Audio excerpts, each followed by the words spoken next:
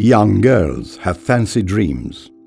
They let their imagination run wild, past childhood and into adulthood.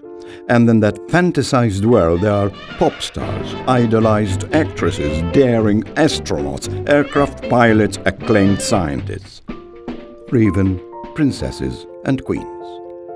But what does a little princess with a predetermined destiny dream of and aspire to become? Does she feel lucky to live in a palace? To be constantly courtesied and guarded? Does she ever wonder what life would have been like had she been born a commoner? Does she ever crave the joy of freedom, anonymity, and life's simplest pleasures? The unspoken answers will today be laid to rest forever alongside Her Majesty Queen Elizabeth II.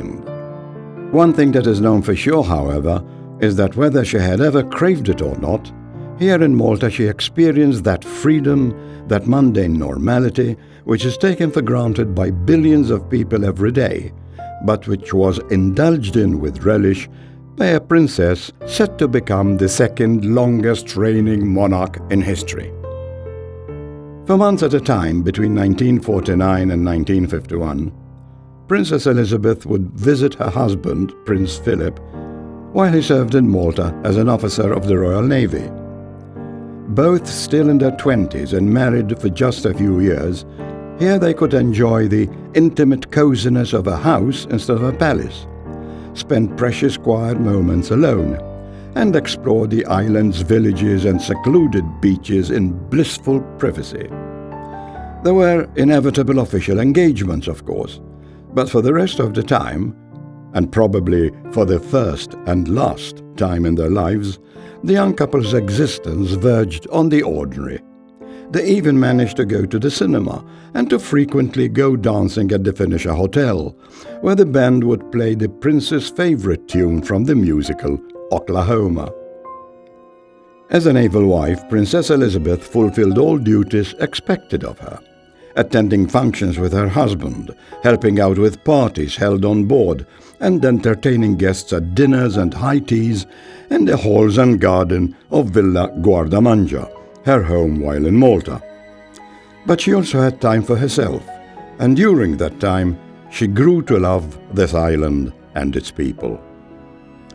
She could often be seen chatting with the locals, be they neighbors or complete strangers, seemingly genuinely interested in what they had to say and expressing empathy in times of sorrow. She chauffeured herself around the island, usually only accompanied by a lady-in-waiting and at most by a security guard hovering in the distance. She regularly visited a hairdressing salon and mingled with other shoppers in Slema, sometimes stopping to buy toys for her eldest son, Charles, then still a toddler, who did not join his parents in Malta. Indeed, the reason why the princess had to cut short her visit to Malta involved her children on two separate occasions.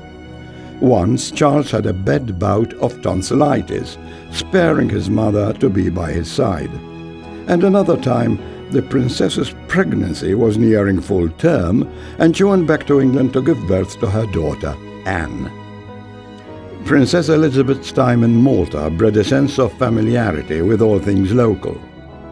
While here, she was known to watch carnival floats and the Good Friday procession in Valletta, savouring two contrasting aspects of Maltese culture, and she never hesitated to sample traditional Maltese fare, particularly rabbit, pastizzi, lampuki pie, and typical local bread.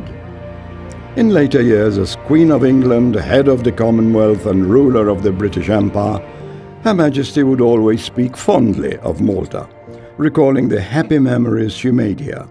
And the Maltese, in turn, will always speak fondly of Elizabeth, the carefree, agile young woman who happily roamed their sunny streets, who always had a kind word to say, who was a queen, but first and foremost, a human being.